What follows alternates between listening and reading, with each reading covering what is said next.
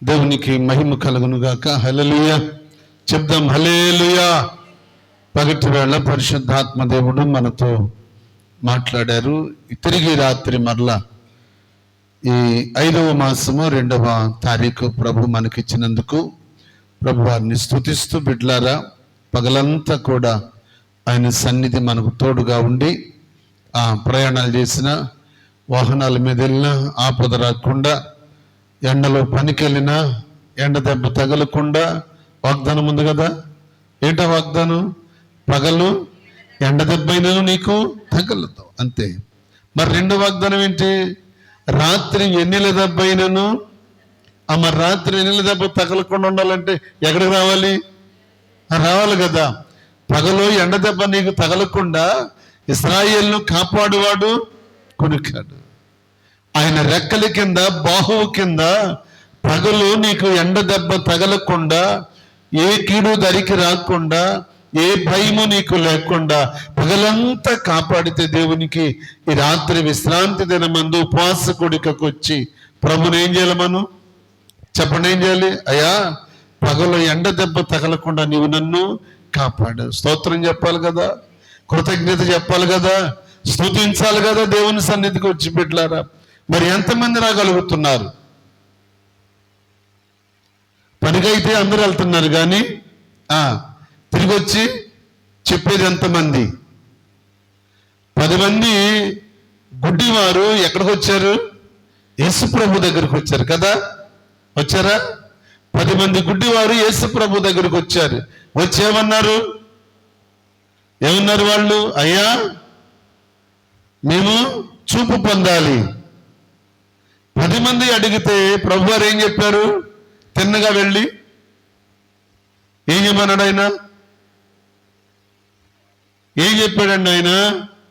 తిన్నగా వెళ్ళి ఆ కోనేటిలోకి వెళ్ళి కడుక్కొని బాగుపడమన్నాడా, లేకపోతే వాళ్ళని ముట్టి స్వస్థపరిచాడా? చెప్పండి. గుడ్డివారా, కుష్టివ్యాధి కలిగిన వాళ్ళ?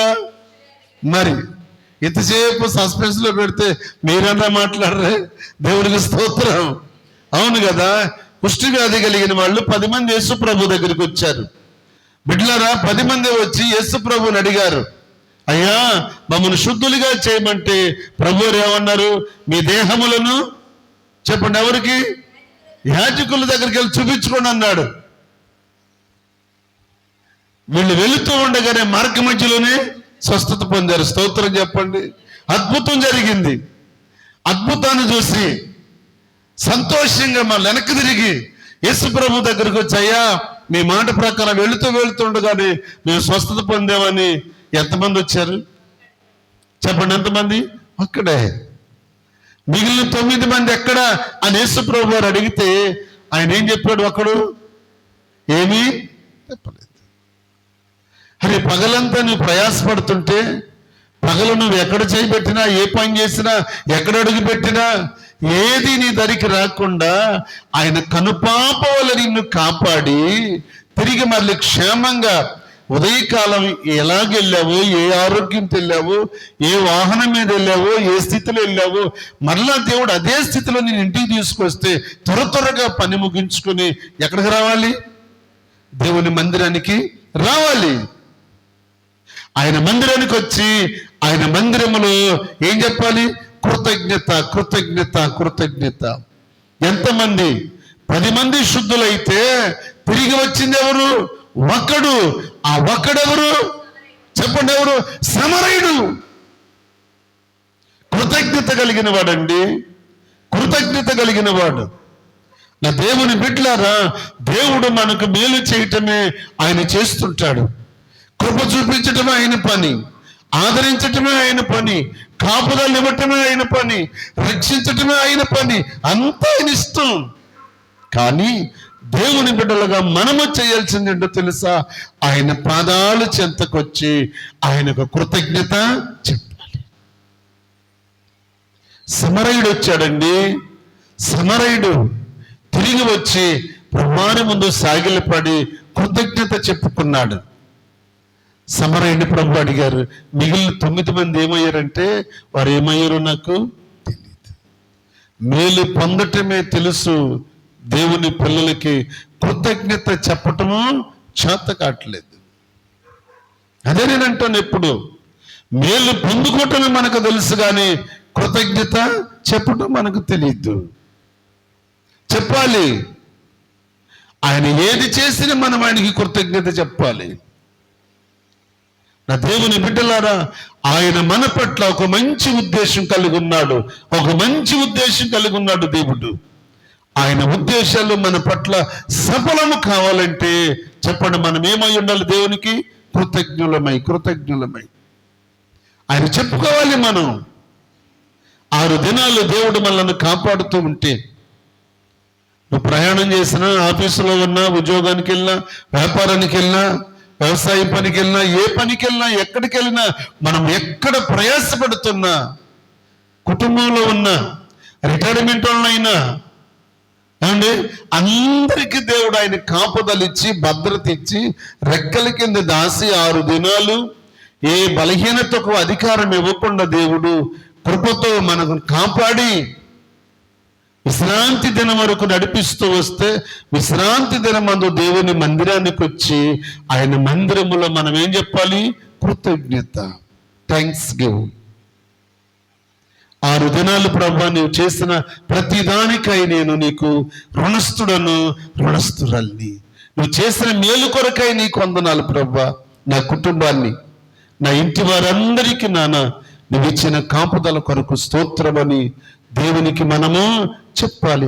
9 మంది పక్షాన ఒక పరిచయుడు, ఒక సమరయుడు వచ్చి చెప్తున్నాడయ్యా, వాళ్ళు 9 మంది వెళ్ళిపోయారు, కానీ నువ్వెందుకు తిరిగి వచ్చావంటే ఏం చెప్పాడు? చెప్పండి, ఏం చెప్పండి? కృతజ్ఞత. నువ్వైనా ఎందుకు తిరిగి వచ్చావంటే కృతజ్ఞత. సమరయుడు కృతజ్ఞత కలిగిన వాడు. బిడ్డలారా, మర్చిపోవద్దు, సమరయుడు ఎక్కడ ఉన్నా చెప్పండి ఏం చేస్తాడు? కృతజ్ఞత కలిగి ఉంటాడు. దొంగల చేత కొట్టబడి, వస్త్రాలు దోసుకొని, సమస్తం దోసుకొని, గాయపరచబడి మార్గ మధ్యలో పడవేసి వెళ్ళిపోతే ఆ దారిని ఎవరెవరు వెళ్ళారు? చెప్పండి. యాజకుడు వెళ్ళాడు, వీళ్ళందరూ వెళ్ళారు. కానీ తర్వాత వచ్చాడు ఒకరు, ఎవరు? సమరయుడు వచ్చాడు. ఆ సమరయుడు చూసి పక్కకు తొలగి వెళ్ళలేదండి. గాయాలతో ఉన్నవాడిని సమరయుడి దగ్గర ఉన్న నూనెతో గాయాలు కడిగి శుద్ధి చేసి కట్లు కట్టి తన దగ్గర ఉన్న ఆహారాన్ని కాస్త పెట్టి అప్పుడు ఆ వ్యక్తిని పరామర్శించి బలపరిచి పూటకోలవాణి ఇంటికి తీసుకుని వెళ్ళి ఆ ఇంటి దగ్గర పెట్టి, ఇంకా నువ్వేమైనా ఖర్చు పెడితే నేను వచ్చినప్పుడు నన్ను అడుగు, ఆ వేళ నేను నీకు చెల్లిస్తాను. గుడ్ పర్సన్, మంచి సమరయుడు, కృతజ్ఞత కలిగిన సమరయుడు. బిడ్డలారా, ప్రార్థన చేస్తున్నాం, మందిరానికి వస్తున్నాం, ప్రభు నమ్ముకున్నామంటే కాదు బిడ్డలారా, కృతజ్ఞత కలిగి ఉండాలి. చెప్పలేం కలిగి ఉండాలి? కృతజ్ఞత. రైట్. మనం మీకు చెప్పాను, 30వ తారీఖు రాత్రి కుటుంబారాధనలో ఎన్ని మాటలు చెప్పాను? చెప్పండి అండి, ఎన్ని చెప్పాను? ఫస్ట్ 7కి ఎన్ని చెప్పాను? 3 4? రైట్. మిగిలిన ఈ రాత్రి పూర్తి చేసుకుందామా? గుడ్. ఒక మాట చెప్తాను మీకు. దేవుని వాక్య భాగంలో చదువుకున్న ఈ 92వ కీర్తనలో 13వ చరణాన్ని చదువుదాం. 92వ కీర్తన 13వ చరణం.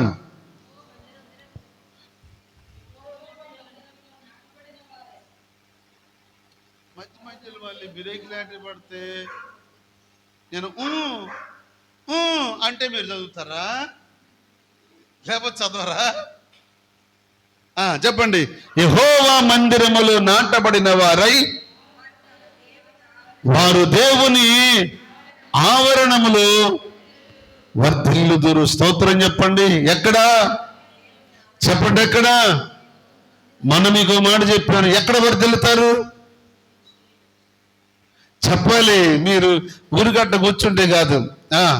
ఎక్కడ వర్ధిల్లుతారు?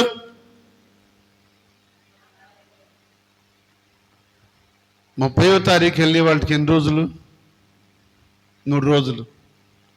3 రోజులకే మర్చిపోతే రాబోయే కాలంలో బైబిల్ మనకి దొరకవు. వాక్యము దొరకని కాలం ఉంటుంది. వాక్యము దొరకని కాలంలో మరి ఏదో కుటుంబంలో రహస్యంగా కూర్చొని స్వార్థ ప్రకటించుకోవాలి. బైబిల్ ఉండదు. అప్పుడు బైబిల్ ఎక్కడ ఉండాలి? చెప్పండి, ఎక్కడ ఉండాలి? దాచుకోవాలి. వాక్యాన్ని దాచుకోవాలి, భద్రపరుచుకోవాలి. బిడ్డలారా, వారు ఎక్కడ వర్ధిల్లుతారు చెప్పండి? యెహోవా మందిరములో నాటబడిన వారై ఏం చేస్తారంట? వర్ధిల్లుతారు. ఎవరు వర్ధిల్లుతారు? నాటబడిన వారు. స్తోత్రం చెప్పండి. నాటబడిన మొక్క. మనం చెప్పాను మీకు 2 మొక్కల గురించి. 2 మొక్కలు తీసుకొచ్చాడు. ఒక మొక్క నాటాడు, ఒక మొక్క దాని పక్కన పడేశాడు. రోజు వచ్చి చూస్తున్నాడు, నీళ్లు పోస్తున్నాడు, ఎరువేస్తున్నాడు. 2 ఎదుగుతున్నాయా? 1 ఎదుగుతుందా అమ్మా? రెండోది ఏమైంది? అది నాటపడలేదు. అదేమైపోతుంది? రోజు రోజుకి చెప్పండి, ఏమవుతుంది? ఎండిపోతుంది. అలాగే ఆత్మీయ బిడ్డలు, ఆత్మ సంబంధమైన జీవితంలో ఆత్మీయతలో నాటబడకపోతే మన జీవితం కూడా ఎండిపోతుంది. యోహాను సువార్త 15వ అధ్యాయంలో చెప్తూ ఆయన అంటాడు, ఏమన్నాడు? ఫలింపని ప్రతి తీగను, చెప్పండి, ఫలింపని ప్రతి తీగను ఆయన తీసివేసి కంచె బయట వేసి అగ్ని వేసి కాల్చివేస్తాడు. అంటే ఒకే ద్రాక్షవనములో పాకిన తీగల్లో కొన్ని తీగలు ఏమైపోతాయి అంట? ఎండిపోతాయి. కారణం ఏంటి? అన్నీ ఒక మొదల నుంచి వచ్చాయి కదా తీగలు. మరి కొన్ని తీగలు ఎందుకు ఎండిపోతున్నాయి? కొన్ని తీగలు ఫలిస్తున్నాయి, కొన్ని తీగలు బహుగా ఫలిస్తున్నాయి, కొన్ని మామూలుగా ఫలిస్తున్నాయి, కొన్ని ఎండిపోతున్నాయి. కారణం ఏంటి? ఈ తీగ నుంచి వెళ్ళి అది సైడ్కి వెళ్ళిపోయి ఎండిపోయింది. కారణం ఏంటి? అది ఎండిపోవడానికి కారణం ఎవరు? రైతా? కాదే. ఎవరు కారణం? బిడ్డలారా, ఈ తల్లి తీగ నుంచి వెళ్తున్న సారాన్ని అదేం చేయలేదు? తీసుకోలేదు. మొదటి నుంచి నీళ్లు లాక్కున్న కాండము ప్రతి రెమ్మకి అందిస్తుంది, కానీ ఇది తీసుకోలేదు. ఈ తీగ తీసుకోలేదు. ఈ తీసుకొని తీగ ఏమైపోతుంది? ఎండిపోతుంది. అందుకు యజమాని పరిశీలన చేసి